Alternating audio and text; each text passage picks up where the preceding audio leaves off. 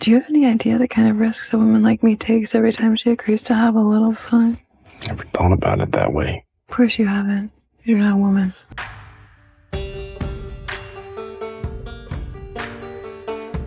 Consider this scene in Strange Darling.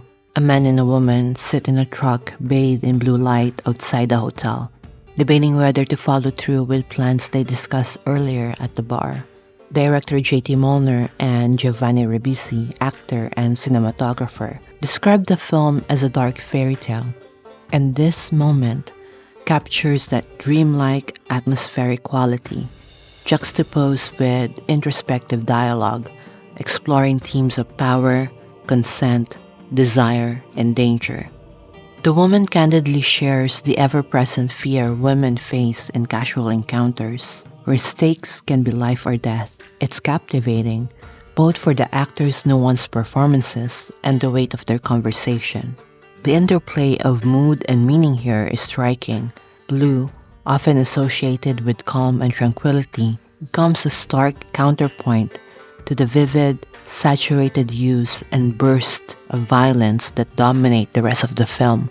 You'll find that throughout Strange Darling, the film thrives on thematic duality, highlighting the beauty of the world through bold visual choices while masking the underlying darkness. If it were told in a linear narrative, this sequence right here would be our introduction to the character's twisted love story.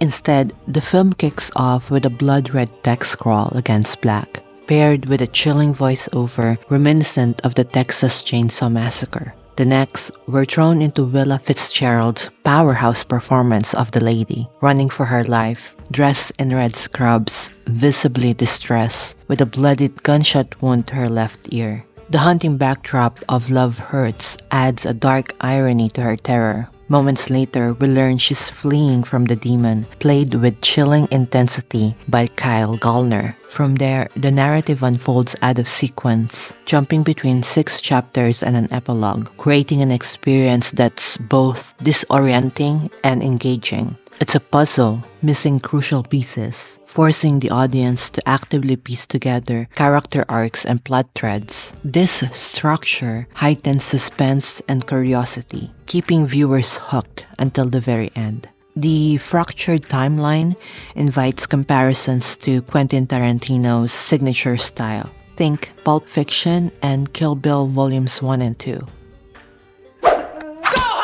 Mother! While the bold use of color pay homage to David Lynch's Blue Velvet. The color coding of primary colors, particularly red and black, dominates the film, creating a visceral reaction every time. The motif recurs throughout: the red scrubs, the red 1978 Pinto, the red and black plaid jacket, the red walls on the mountain people's cabin, the red wig, the black bra paired with red panties and boots, the black leather jacket, and the devil bathed in red light against a pitch black backdrop. It's all there to underscore passion, danger, and darkness. And since the whole thing's shot on gritty 35mm film, it all looks textured, alive, and just a little unsettling. Fun fact, that 35mm choice came from Mollner and Ribisi geeking out over their shared love of old-school celluloid. They spent 5 months planning every shot down to the last detail, even making an 83-page shot list because they couldn't afford a storyboard artist. This intentionality extends to every detail in Strange Darling. Even the hotel is a reference to a real location where the director himself stayed. Hotels traditionally serve as secondary characters in horrors and thrillers, from The Shining to Psycho. In Strange Darling, the hotel room becomes a kind of twisted safe haven, hosting scenes of consensual non-consent roleplay, or CNC, that were initially shown in a way that mimics sexual violence. It's a space where power shifts constantly, flipping the predator-prey dynamic on its head. Strange Darling hinges on the chemistry between Fitzgerald and Gallner. Their performances are electric, bringing complexity and authenticity to their twisted dynamic. It's hard to imagine the film working as effectively with a different cast. In his interview with Shot Deck, Ribisi discussed his and Mollner's creative process emphasizing their shared ambition to create something groundbreaking, something bold enough to feel almost wrong. This boundary-pushing mindset seems to have fueled their commitment to delivering an immersive cinematic experience.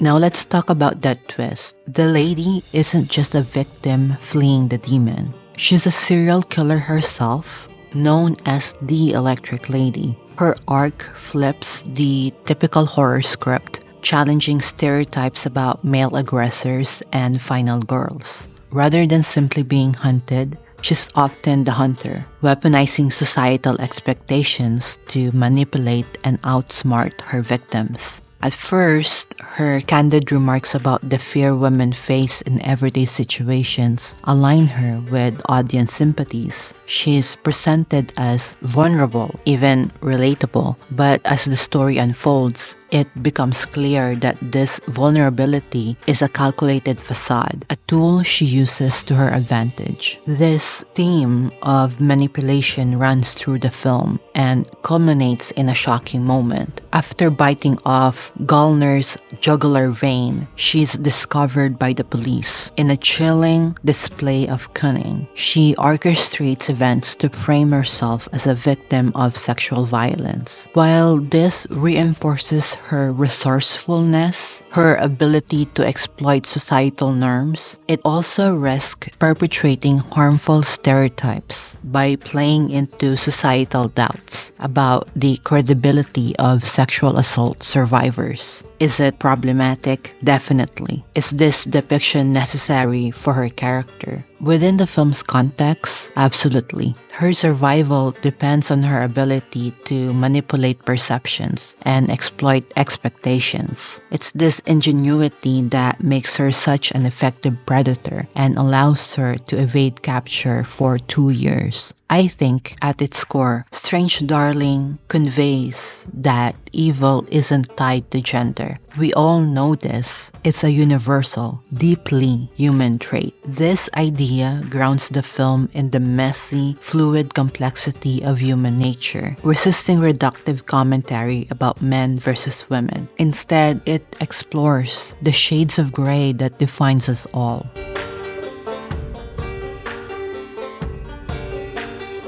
In the end, the Electric Lady remains a mystery. Her methods, luring men from bars, engaging in consensual non-consent kink play or CNC, drugging them with ketamine, and carving her initials into their bodies hint at a dark past, but the film offers no concrete backstory. Even her nickname, the Electric Lady, is left unexplained, and yet this ambiguity works in the film's favor. Her actions appear random and senseless, which heightens the suspense by creating a threat that can't be reasoned with, avoided, or predicted. Hints about her psyche emerge when she admits to watching true crime, revealing an obsession with her own narrative. Serial killers often display narcissistic traits, and her referencing Gary Gilmore suggests a personal identification with him. She appears to admire his defiance and willingness to confront death on his own terms. Yet, in this respect, she is ultimately like anyone else, driven by a primal fear of mortality and an instinct to survive, no matter the cost. Facing her own firing squad remains a fate she is desperate to avoid. Later, when the male cop confronts her about the murders, she replies, "Sometimes I don't see humans, I see devils." This line calls back to an earlier moment when she's caught off guard, staring at Gallner's character, seeing the literal devil rather than a man. This warped perception of reality skews her moral compass and provides her with a twisted justification for her actions. But is she really haunted by trauma, perhaps grappling with schizophrenia, or simply a psychopath with no capacity for empathy? The film doesn't offer easy answers, leaving her motivations open to interpretations. Willa Fitzgerald's performance brings the Electric Lady to life with unnerving depth. She's mesmerizing, equal parts terrifying and magnetic. Many viewers might recognize Fitzgerald from The Fall of the House of Usher, where she also played a cold, calculating character. But her role in Strange Darling feels like a breakout moment. As 2024 comes to a close, it's clear this has been an incredible year for horror, with standout female-led performances. Naomi Scott shines in Smile 2. Demi Moore and Margaret Qualley bring intensity to the substance, and Willa Fitzgerald delivers a career-defining performance in Strange Darling. However, given the Academy's long-standing bias against horror, overlooking performances like Toni Collette's tour de force in Hereditary, it seems unlikely that Fitzgerald's incredible work will receive the recognition it truly deserves. In the film's final act, the Electric Lady hitches a ride with a Native American woman, echoing the hitchhiker sequence in the Texas Chainsaw Massacre. Sitting silently in the passenger seat, she catches a glimpse of the devil staring back at her in the car mirror. She slowly reaches for her gun, but before she can act, she is fatally shot by the driver. The ambiguity surrounding her intentions, whether she aims to harm herself or the Native American woman, invites multiple interpretations. Does seeing the devil in her own reflection signify acceptance of her evil nature, driving her toward finality? The camera lingers on her as life drains from her body, the once saturated colors gradually fading from the screen as she struggles to cling to life, creating a hauntingly beautiful visual. Her struggle feels so raw, so human, with her final breaths landing like a gut punch. What makes Strange Darling unforgettable is its ability to challenge conventions. It flips traditional tropes on their heads, confronting biases about gender, power, and the nature of evil. The film suggests that evil isn't tied to gender. It's a universal human trait, messy and deeply rooted in fear, perception, and survival. The fragmented narrative and striking visual style draw comparisons, but the film carves out its own identity. Its disjointed structure keeps viewers off balance, heightening the tension and encouraging deeper reflection. However, this ambition comes at a cost. Some narrative threads feel overly heavy-handed, while others, like the Electric Lady's backstory, remain underexplored. The backstory's deliberate vagueness adds to the suspense, but risks alienating viewers seeking clearer resolutions. Strange Darling is an undeniably bold cinematic experience. It's a film that demands your attention, your discomfort, and your fascination. A polarizing yet memorable addition to the modern thriller genre. How did I get so lucky tonight?